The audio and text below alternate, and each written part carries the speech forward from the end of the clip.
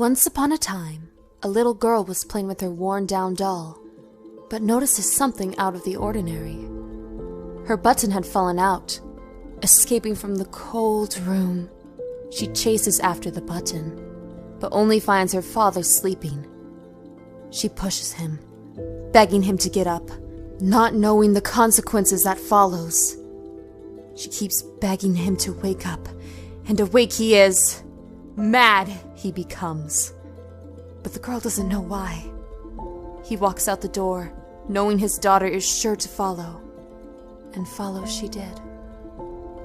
Out the door, her mother goes trying to find her, panicking and shivering at the cold snow, knowing the terrors that waits her. The little girl is trying to find her father in the cold snow, but is greeted by a beautiful black fox. Asking her why she is out here in the cold. "You could get hurt," the fox says.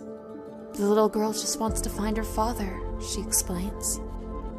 Understanding her desire, the fox gives her a blanket made from his fur.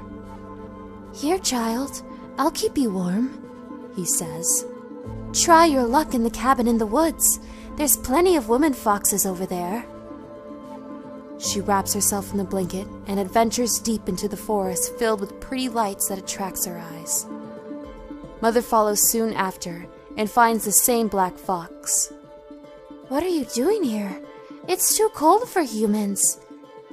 The mother ignores the fox's words while looking around for her daughter, but she's nowhere in sight. "I need to find someone dear to me. Have you seen my child?" The fox admires the mother's strength and desire to find her loved one. So, he points her in the direction of sharp vines and dark skies. The little girl arrives at the cabin, but her father is nowhere in sight. Fear overcomes her, but a colorful snake slithers down a tall, thick tree and offers up one of her beautiful scales.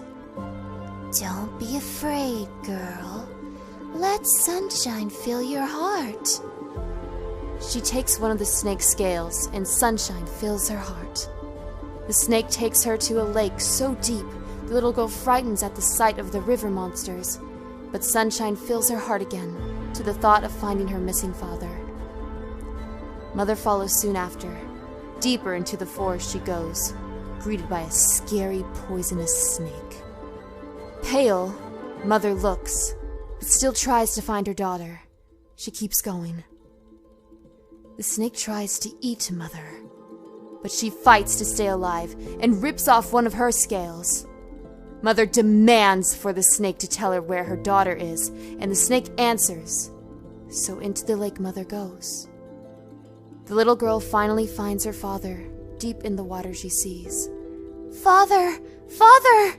Why did you leave?" Unresponsive he becomes. Ignored and lonely she feels.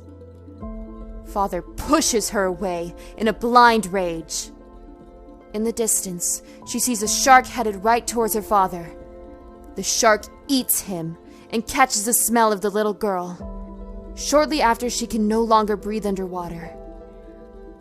Mother comes out of nowhere and saves her distressed daughter. Coming out of the water with a clear mind, the little girl sees the snake, but this time, the snake looks scary, with eyes glowing red. As they pass the forest, the little girl notices the forest had changed and become more deadly and vicious.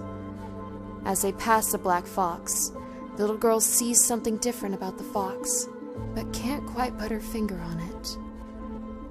Finally at home, in her nice, warm bed, Mother tucks her in. What lesson must the little girl have learned, Mother thinks? Hey everyone, I hope you enjoyed it, and I hope that you reflect upon it. And why I wrote this because there's a lot of us who goes out into the world looking for our missing parents, and we can't fully understand why they left or why they treated us in such a way or why they are like that. And we go out looking for them with high hopes, even if the high hopes is buried deep down inside of us. So we go out in the world and we overlook the dangerous world. We overlook the dangerous outcomes that we're going to find while trying to search for our missing parent that doesn't want to be found or refuses to be found. But when we realize who they really are, is then something clicks inside. Like, oh, now we see what the world is. Now we see these dangerous things that we thought were all sunshines and rainbows, but it's not. And then we have our other parent or someone who truly, truly cares about us. They follow us and they won't stop searching, but they see the world for what it already is. But they have no problem trying to find us, trying to help us, and trying to save us.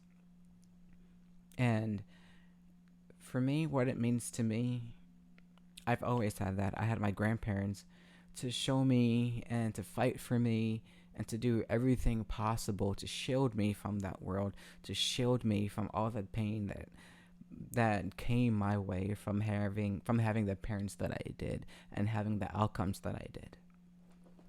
And I never appreciated them for it, and I've always judged them for the way they did things. But since I got older, I understood. And now I see the world for what it really is, but it wasn't always like that. I saw the world as something really beautiful, and I absolutely craved having a mother. I had my father. I did have my father, but I craved a mother, never had a mother. I craved a mother. And then I got a mother, and then boom, she totally ghosted me, forgot about me. Nothing, told me absolutely nothing. So I went out looking for mother figures. But my grandparents, they helped me again, and I appreciate them.